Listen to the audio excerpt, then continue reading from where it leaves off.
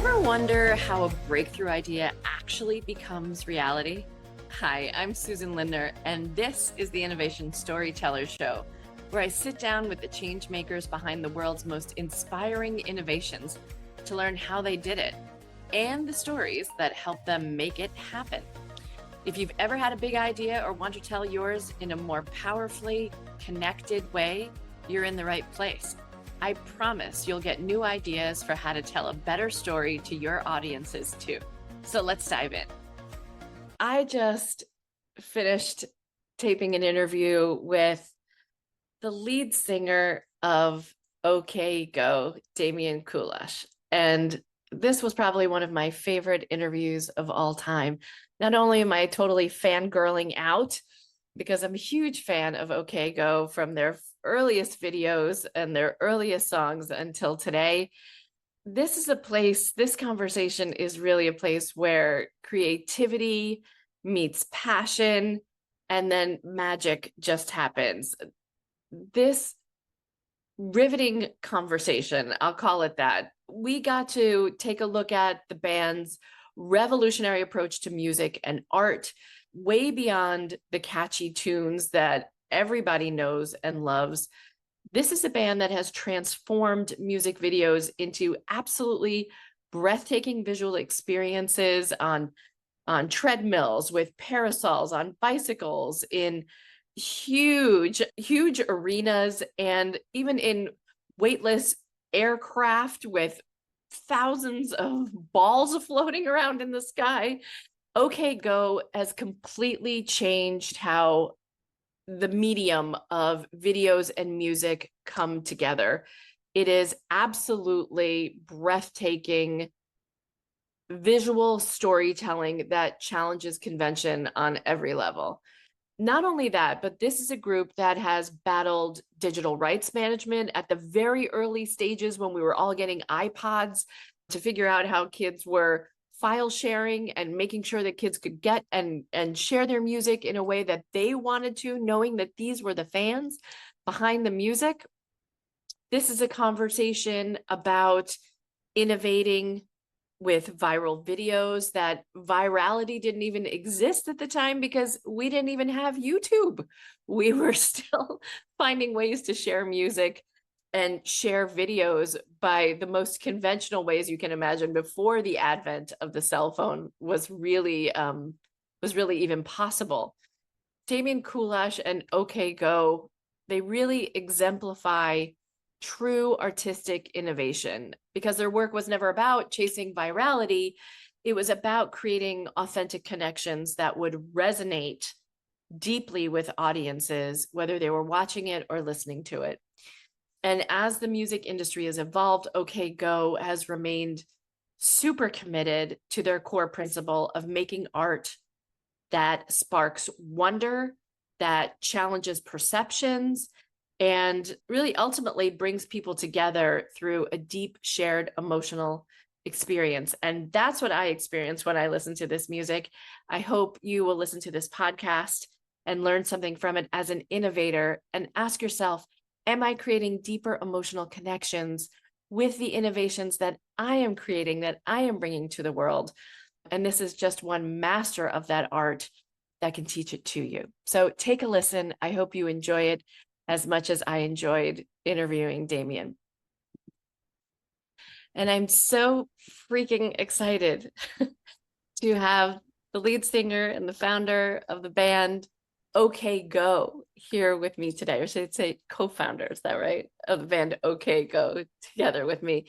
Damian Kulash Jr. is an artist, musician, filmmaker, and the frontman for the polymath rock group OK Go. He's directed the band's long string of boundary-pushing music videos, racking up more than 1 billion views online. They've danced in zero gravity and on treadmills. They've built warehouse-sized Rube Goldberg machines to run in sync with a song. And they've choreographed hundreds of explosions filmed in just a few seconds. Damian has received the Smithsonian American Ingenuity Award for Visual Art, a Grammy, 3 MTV VMAs, 22 Cannes Lions, 3 Webby Awards, and has his work presented at the Guggenheim, MoCA, LACMA, the Hirshhorn, the Hammer Museum, Seattle Museum of Pop Culture. Ah, amazing. Damian graduated magna cum laude from Brown University in 1998.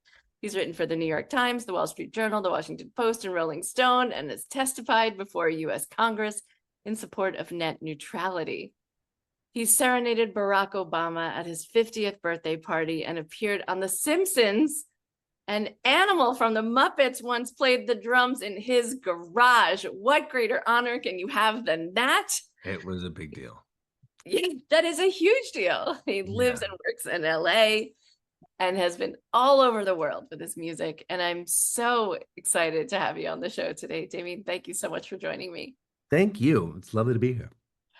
So we met at the Fast Company Innovation Festival, where your manager is from my local town here in Nyack, New York. And as a huge fan, and I think both of us share a love of innovating and challenging the status quo, I am just so grateful to get your take on innovation in this context. So I typically start off by asking people how they got to walk through the innovation door. Rarely have we had someone start off from a musical standpoint or a visual arts standpoint, but give us a little bit of that story, Damian, of how pushing boundaries of looking at things differently came to you.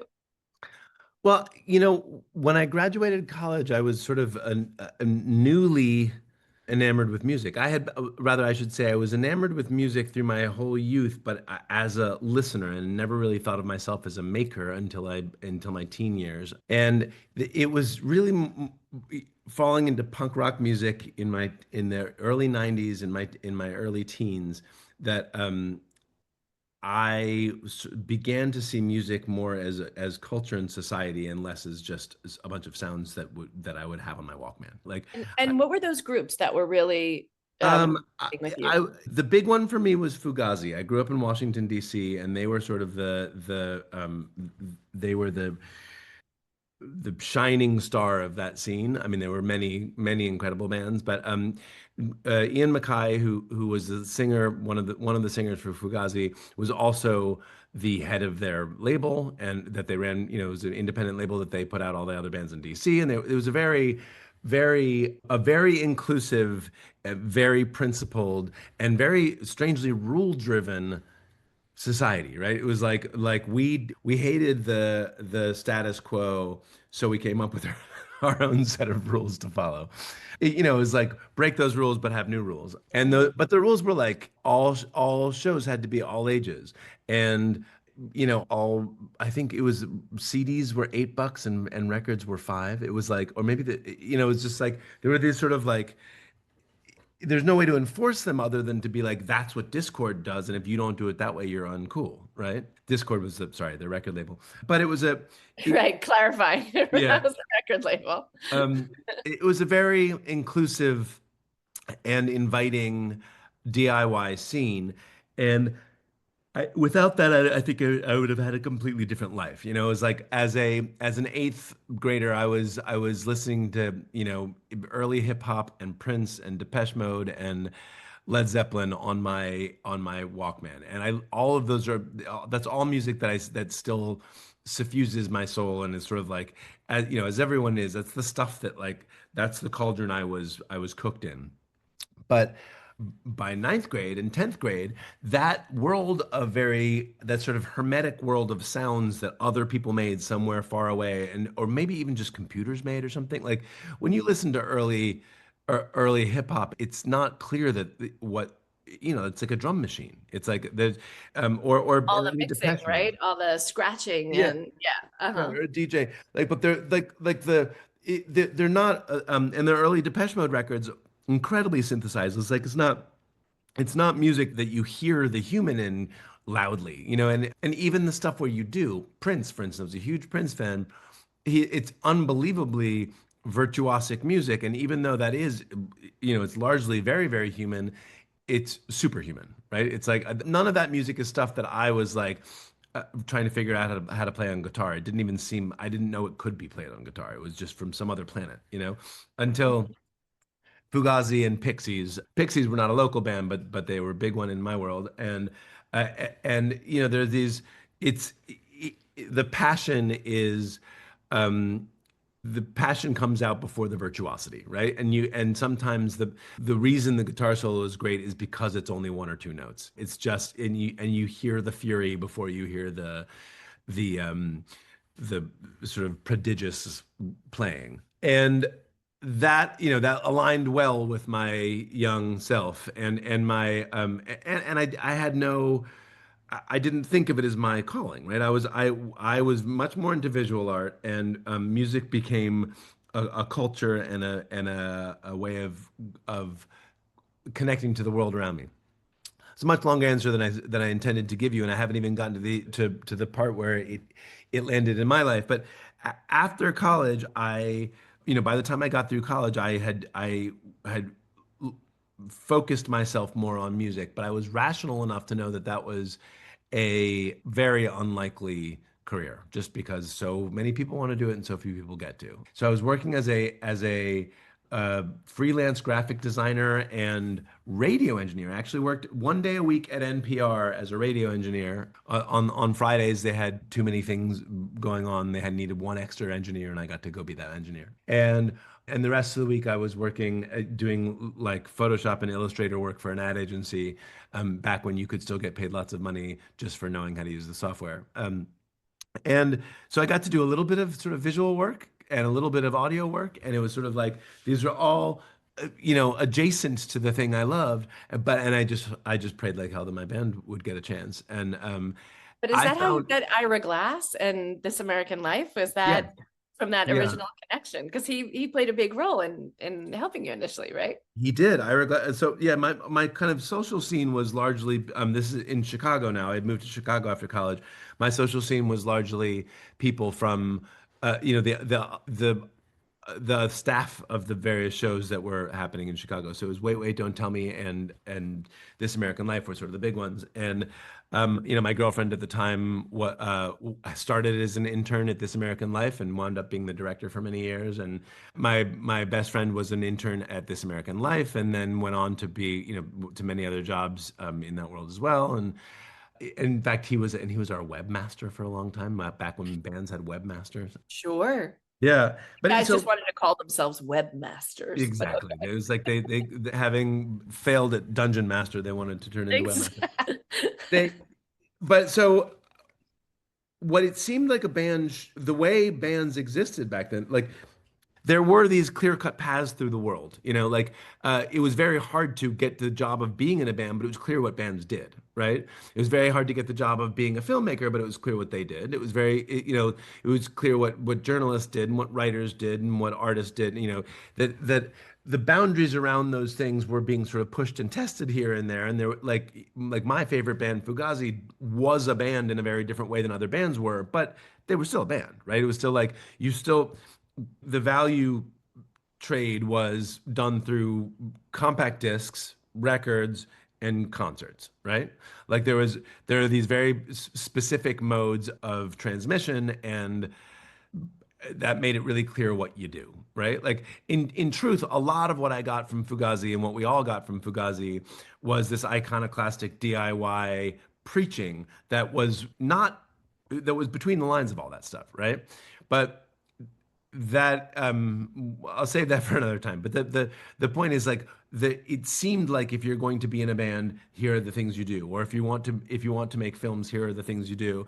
And I liked doing all that stuff. I was a passionate maker of things and just loved the chase of stuff. Like I really like my anxiety about the world, my like my itch to be falling forward all the time is sated when I am making something, when I'm chasing down the thing I want to make. And that has been the case regardless of sort of what canvas I'm working on since for as long as I can remember.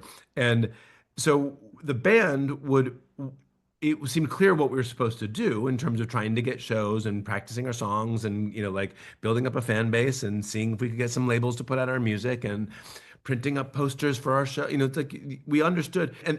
But that little bubble, for instance, printing up posters was like that was that in that was a new creative opportunity for us. Like, if somebody's gonna make cool posters for us, can't it be us? Like, I Us. would, if we were gonna do silk screened posters, like, why don't we sneak into the Art Institute and see if we can use their silk screens, you know? And so we had a friend who was a grad student at the Art Institute, and she let us use her access to the printmaking studios, and we would go print hundreds and hundreds of these very elaborate silkscreen posters, in part because it like made it easier to get people to our shows, but largely because it was fun. It was what we wanted to make. It was like that was there was the joy of making the stuff was enough. And so back to your question, if there was a moment that I would think of as our sort of like most lucky burst of innovation, it is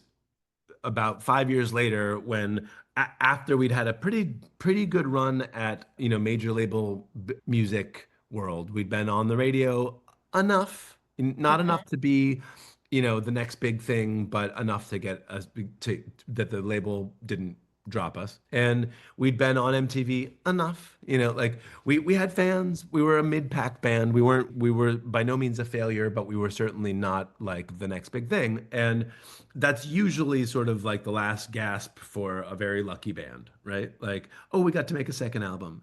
And the making of all this stuff, like while we were out on tour, we were making little videos in the backseat of the van. We're just like having fun making stuff. And one of the ridiculous things we made, not intending it to be for public consumption, was this ridiculous tape of us dancing in my backyard.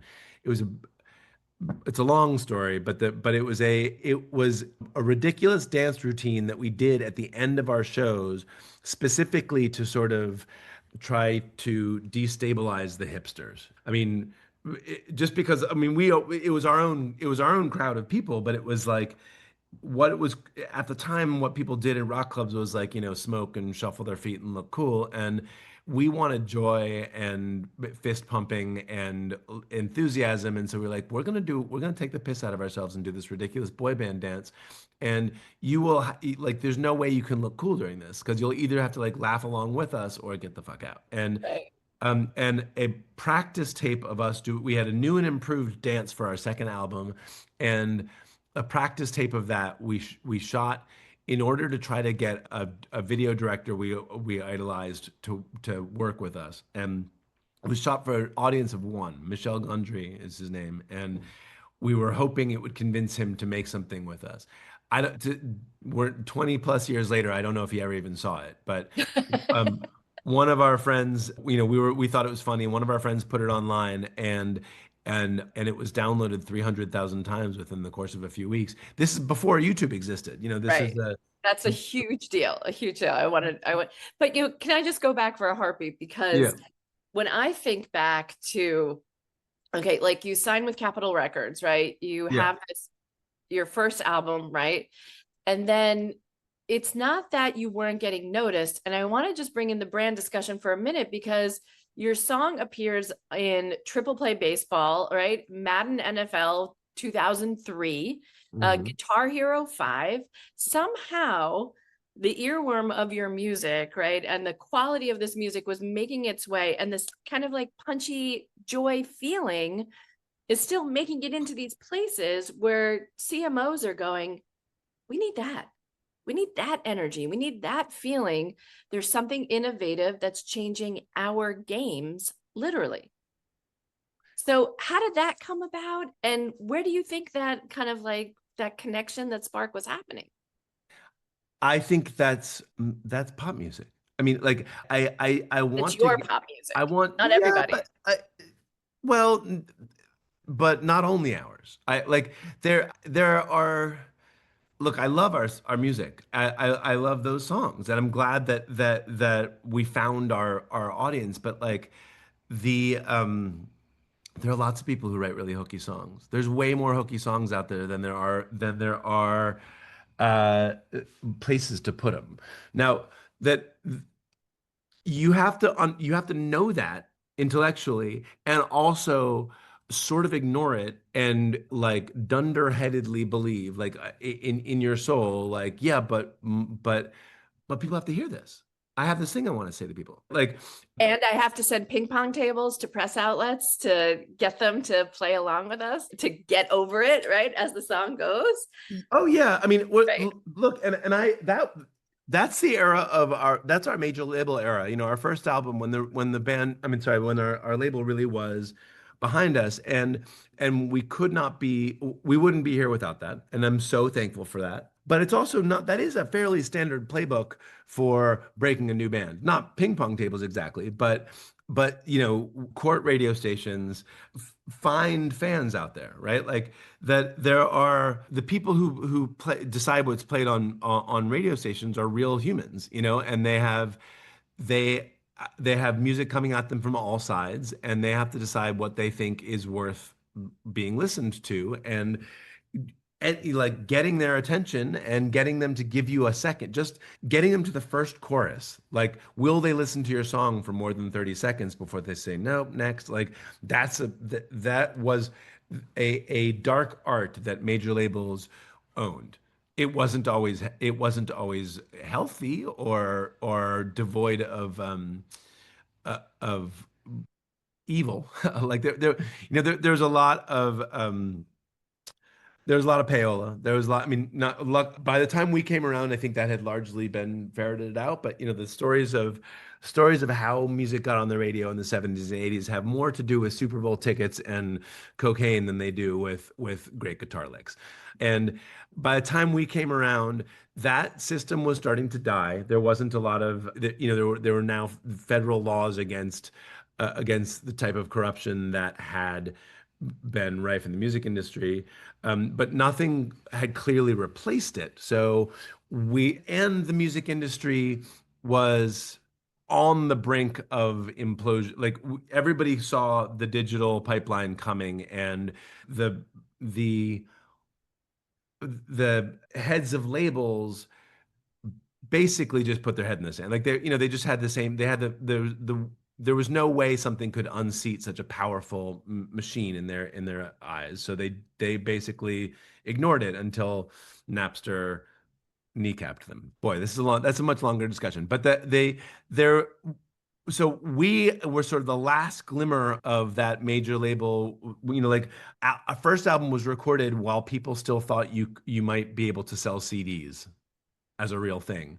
Right. And Our records girl right here for sure. exactly. And Mhm. our second album was, by the time of our second record came out, our label was already aggressively trying to make sure it couldn't be put onto iPods. If I could set this up, is this the battle against like digital rights management software and right, you going to Malmo, Sweden to go and record there specifically? I was just in Malmo 3 weeks ago. It's like, Beautiful place, isn't it? oh, it's amazing. I Um, love Sweden, yes. but Yeah. yeah.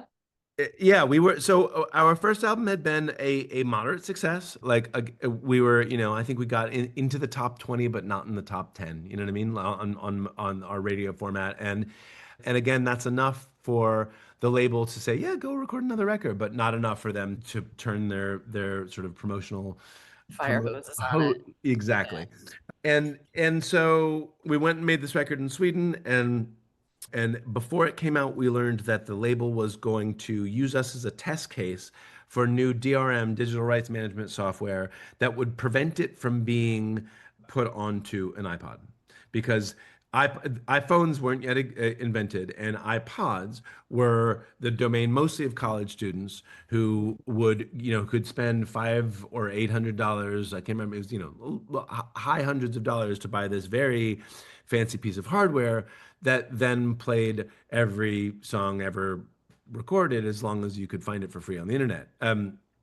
And I completely understand why the labels were terrified of those things, but their idea was basically to just be like, well, you can't put this on there, and all that did, all that meant from the perspective of a band was that now you're telling our fans that if they legally buy our CD, they can't then listen to it in the way that they want to. Like you're punishing exactly the people who want to give you the money for this. Because what will happen is somebody will just like make a recording of it to put up online, and then there's the free version that everybody can find, or the paid version, which you get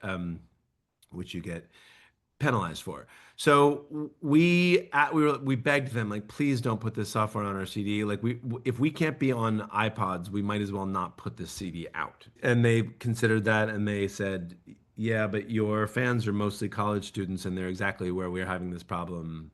We're putting it on there. So we said, okay. And, you know, for listeners too, this is a time when people were like, I might get arrested if someone finds that I'm file sharing on Napster, right? I mean, we remember that it took a whole weekend to download an album, but like, but Yeah, you were yeah. afraid you were like infringing on copyrights. And I mean, that kind of conversation was definitely happening at school. It was so weird.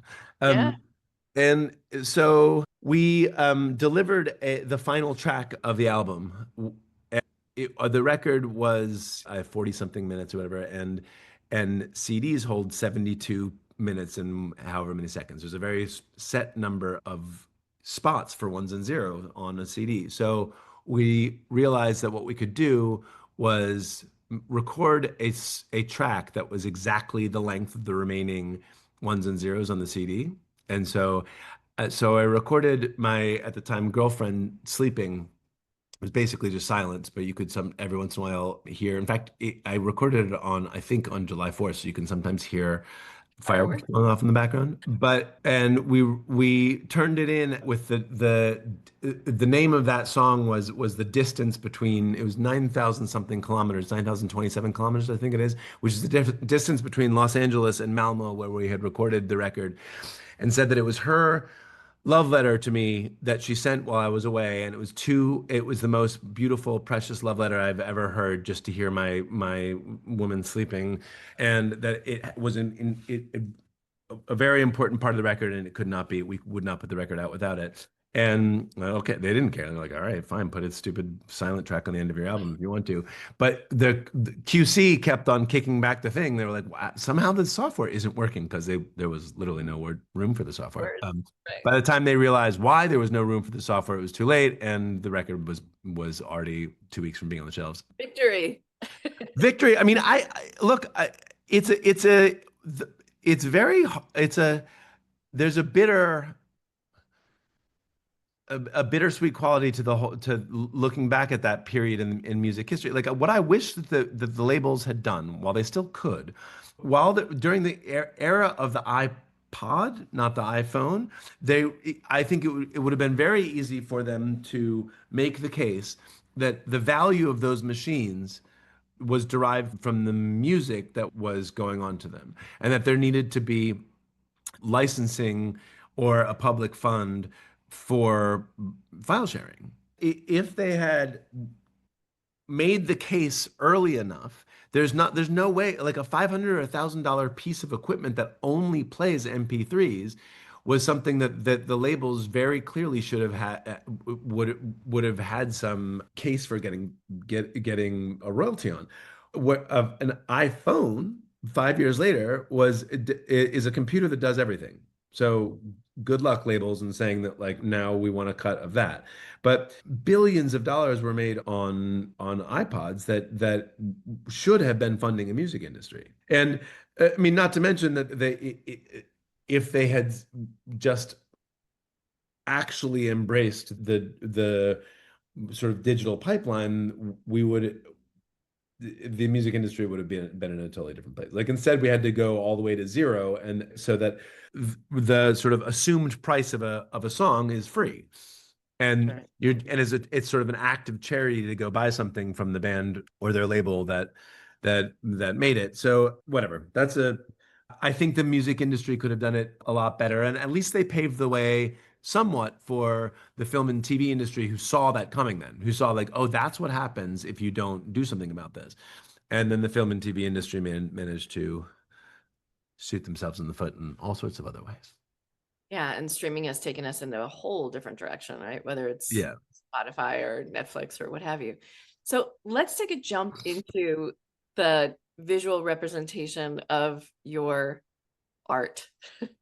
So music plus video, your videos are some of the most groundbreaking, largely because you put your own bodies on the line when you're making these videos, some of which seem absolutely death-defying to me. And others are just so creatively, stunningly beautiful, whether you are in a zero gravity aircraft, whether you are riding around in bicycles with parasols opening in this perfectly choreographed way, or whether you are in a hall of mirrors with, I don't know how many cameras were around you at the time and how many robots around you moving mirrors to create these scenes. But tell us about how this, I mean, you set it up beautifully by starting with silk screening discussion about how the visual arts really were with you from the very beginning of this band. But tell us how the music and the visual representation of your art have evolved and innovated over time. Like, what, music first, then visual, I'm assuming? Or how Yeah, for me, it evolved? is. Oh, I mean, sometimes the visuals exist somewhat abstractly on their own. Wouldn't it be amazing to do a video exploring all the things you can do with mirrors? That idea can exist without being connected to a specific song.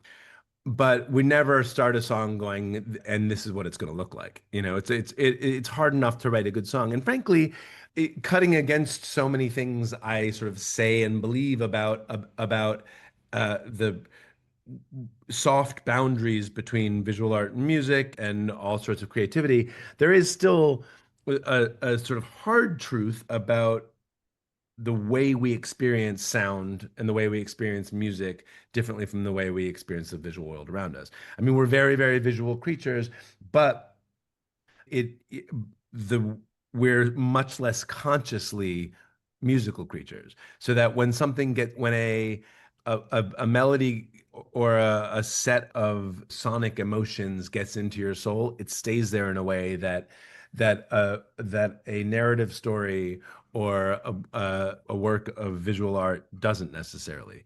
Not that you can't have your life changed by a movie or by a painting, but that song that changed your life, especially when you were young, is likely to stay in your soul longer and deeper and more amorphously than the story you're telling yourself. Which I find amazing. Like it means that like when we're working on music, I am chasing the sort of alchemy where a bunch of notes turns into a bunch of emotions and trying to keep that spark of wonder alive because because the rules around it are not clear and they're not easy to follow. Like it is, music theory doesn't explain why it's still why it feels like that to you or to me and whether it will again tomorrow. Like, yes, a minor chord seems a little sadder than a major chord, but why does it, but like, will you care again tomorrow? And there are songs you will care about again tomorrow and there's ones you won't, and that is not, it's not always an understandable thing, and but it's always a magical thing. So while we are making music, that is what I'm chasing.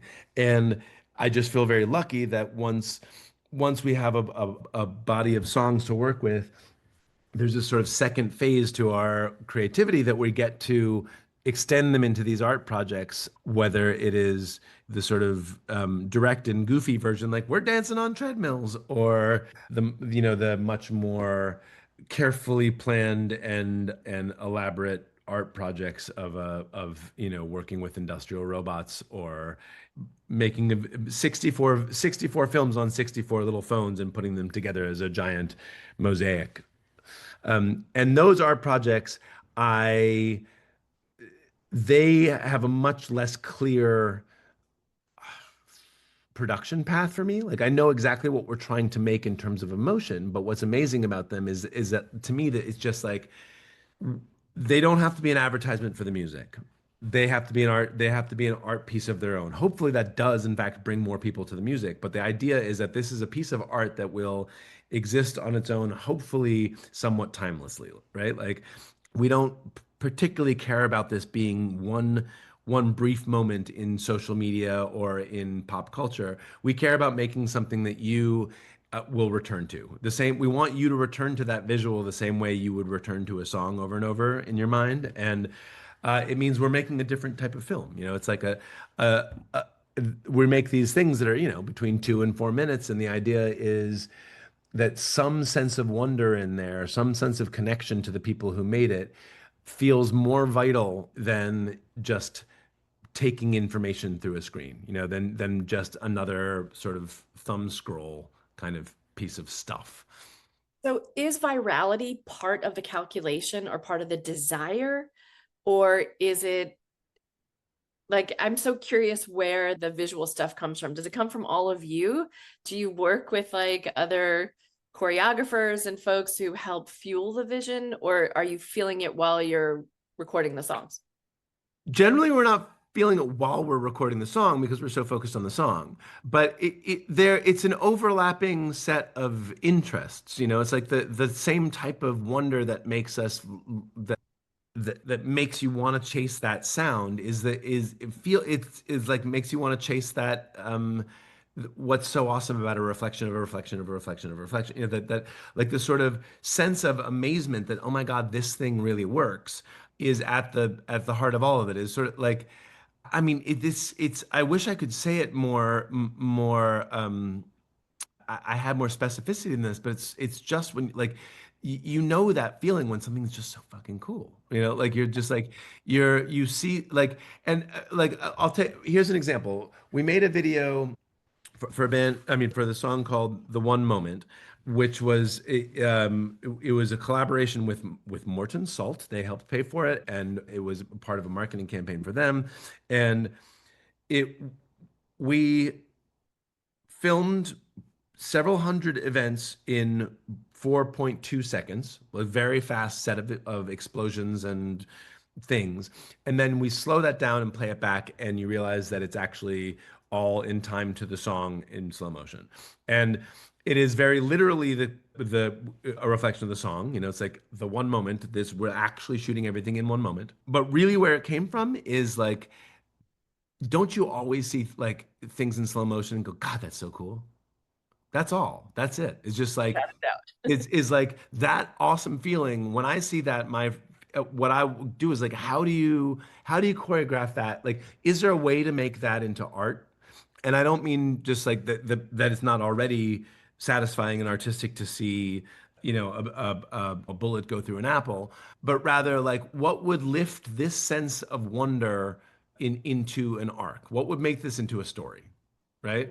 Like, how do you go from, oh my God, that's so cool, to the next level of that, right? Like, how do you keep stepping up that crescendo of surprise and wonder so that when your brain is already flooded with the I suppose probably dopamine, I don't know, of the with the neurochemistry of wonder, you're like already firing on all cylinders, then that's when I want to give somebody a dose of firing on all cylinders, and Mhm. it and to me, that is what music is already doing, right? Like that's what music feels like to me, is like I'm riding along in this verse, and like I it's making me feel this stuff, and then bam, you hit me with the chorus that makes me feel that stuff, and like it is that emotional ride that, like, music videos for me don't normally do, right? Like music videos normally feel like an advertisement for that singer or that song. Sometimes they're really awesome, sometimes they're really cool, but they feel like adding a sheen of image to a song. And what I want to do is like recreate those feelings, or like make a new vector of meaning through that song with it by visually creating that sense of awe. That too Oh, abstract? no, I think, I mean, what I'm hearing it is that you become aware as a musician that you're tying lyrics and musicality to the emotion of the listener. And the desire is to amp up or feed that like sensation of like, oh my God, I can't believe I'm feeling this. And then to have it resonate even more strongly, it's like how a gong feels when it's resonating in you. And you're like, oh my God, it's getting stronger and stronger as I'm experiencing it. And then the visual takes it to that next level. And you keep getting more and more deeply engaged with the visual connection now, even Yeah. beyond. I mean, I don't know. This sounds so ridiculously obvious. I probably shouldn't even say it, but like I don't all musicians and all filmmakers, wind up here because somebody else's music or films have changed the way our body chemistry works, right? Like that, like there was music that you as a 12-year-old or 14-year-old or 40-year-old bowled over your soul, and you sat there listening to it going, I am changed. And it is that's what we're all trying to do for each other, right?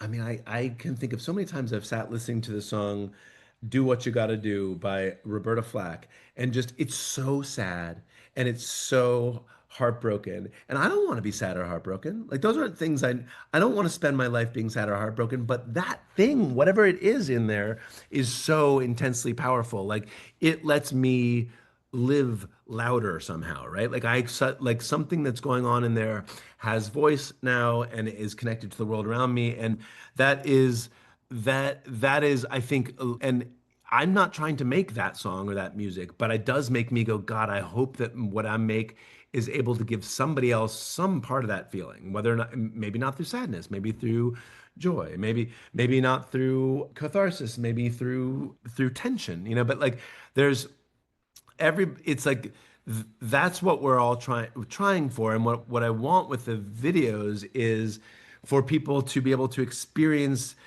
some of that connection through a computer screen or a TV screen or a movie screen. But when we play a concert, that happens naturally. People literally, when you're standing on stage in front of an audience, people's heartbeats literally line up with each other, and people's saline levels in the audience start to co-regulate and all this stuff. I mean, there's some really crazy body stuff that happens to people when you listen to music in a group.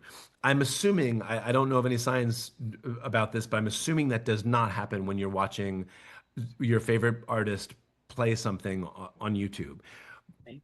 So if I can't connect with people through this channel, the way I would from stage, is there like, can I make art that does have some of that? Maybe it won't line up your heartbeat, but hopefully it does make you stop in your tracks a little bit and go like, how the fuck did they do that? Why does this feel like this? And luckily we have found that you asked if virality is a intentional part of it, and I could give you either answer. It's like, we are lucky we stumbled into virality in 2006 or 7 or whenever that was, when it was The brand new. treadmills, right? Yeah. Right.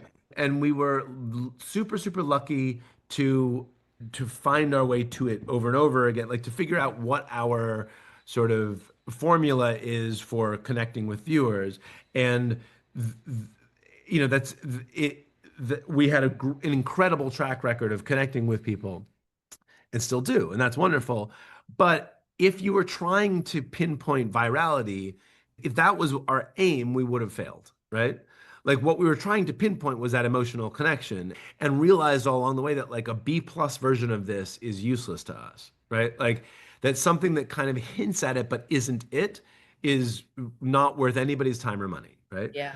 So being allowing it to be art driven, let us keep like sort of reaching for heights that I think we wouldn't, that marketers, for instance, normally don't allow themselves, because they have to sort of reverse engineer a consequence. They have to go like, here's what we need this piece of like, we've got this money and we need it to go out in the world and get people to do this activity. What is the vector of that? And for us, we're the vectorers, right? Like we want to make the thing that does this, and we have to figure out like, is there money for that, and are there people who will care about it? But it has turned out to be, it's a very weird business to be in, because it's changing so fast, and now everything is driven by algorithms. And I can't imagine how much time you must spend on this podcast talking about the coming AI and a universe that we're diving into. But while that might leave our particular corner of the world with a lot of question marks, the art that we're making hasn't changed at all. Like it doesn't, like, in fact, the more the world becomes exhausted by the sameness of AI slop, the more value there is in something that the human actually spent time making for you, you know? I'm so glad you said this because like this authenticity is I think there were some physicists kind of studying this human frequency understanding, and certainly love is a frequency that winds up taking us to the highest level, a very high level of frequency of how the body resonates with another human. But what they've actually found is authenticity is the highest human value in terms of creating connection with one another. Really? It actually it surpasses love. Wow. And because it is so intuitive, Yeah. or love is a little bit more subjective, but there's an intuitive sense of, is this person being authentic with me? And my ability to like the innate bullshit detector that exists in humankind is actually quite strong. It's a survival mechanism, as this anthropologist will tell you. But Yeah. so the ability to recognize what is genuine, what is threatening, what is kind, and what is Right. are the things that actually allow human beings to survive. It's incredible. Love is a beautiful consequence of getting a deeper connection with someone, but authenticity is that first. That's amazing. Wow. So I think you have tapped into what is the most intrinsically human thing, which is a desire to create connection rather than the desire to create virality, right? Which none of us can control because now Right. the algorithms are going to control it anyway. Yeah. So I know we're just coming up on time. So I do want to ask you about you've shared with us the corporate life, that Chevrolet commercial that we all saw in the Super Bowl of you creating human sound machines, like that Rube Goldberg machine rate of sound. I mean, just the coordination of that. I will put the links to that commercial, the video, the making of all of it in the show notes so that people can take a look. It's a masterpiece, whether it was done around a truck or not, right? Whether it was done around cars or not. But I ask everyone who comes on the show 3 questions, and I hope you'll allow me to put them to you as Right. well. Um, what is the greatest innovation of all time? Oh boy. Agriculture. Oh. Going back to civilization's grounding, love it. Yes, I heart eating. So, Mm. and feeding. Number 2 is we're here to dispel the myth that innovation comes from one sole genius. If you could join any innovative team in the course of human history, which team would you have liked to have joined? Oh boy. Gosh. I'm so bad at at like superlatives like this because there's so many. Feel free to throw out a bunch. What's next? Let me come back to it. What's the innovation the world needs now? I think the innovation the world needs now is cooperation, radical cooperation. And I we haven't spent any time talking about this, but I have just read If Anyone Builds It, Everyone Dies. Do you know the book I'm talking about? No, but I'm Um, certainly going to look it up. you should. It is there. I'm sure a lot of your listeners will have very strong feelings about AI in either pro or con. I have not been an existential doomer type, but this is a very well written book and a very convincing argument that we need to pump the brakes on super intelligence quickly. Um, Mm, and I have been, like we've all been so freaked out about the climate for long enough that it is impressive that something can leapfrog that in my own mind, at least, and just be like, this is actually potentially a bigger problem than climate disaster and coming up faster. So cooperation, like I think the only way to slow down AI is likely to start treating it like we did nuclear reactions that people are that humanity is going to keep pushing the boundary of this, but that you want people to be doing it in such a way as to be conforming to an internationally agreed upon norm of what is safe and what is not. And that can be done. We did it we've had nuclear weapons for almost a century now, and no one has yet caused the end of civilization. Not to say that that still couldn't happen, but at least keeping one another in check has worked in many ways, and I think we could use that with AI. mm. Who would I like to, let's see, now what type of innovative team would I like to be part of?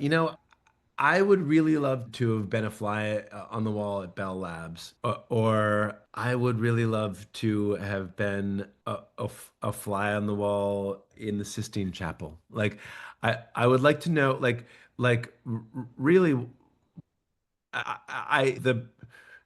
the art that moved me most in my life is almost all attributed to a person, and I know there's always a team there. So I would love to have seen what really happened when Michelangelo was Michelangeloing. Wow. Yeah. Scaffolding holder upper, right? Yeah, exactly. Even if it's just that.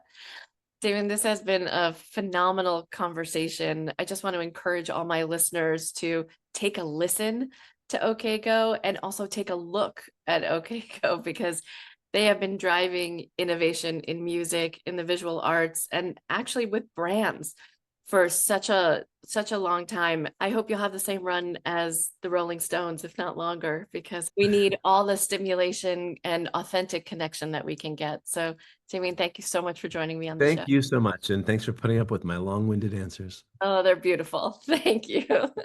Bye-bye. I truly hope you enjoyed today's conversation. If you did, be sure to like, follow, and subscribe so you never miss the next story that could inspire your own. And if you want to learn more about me or how I can help you and your team to become master storytellers to get your big idea to its finish line, head over to innovationstorytellers.com and schedule a call with me.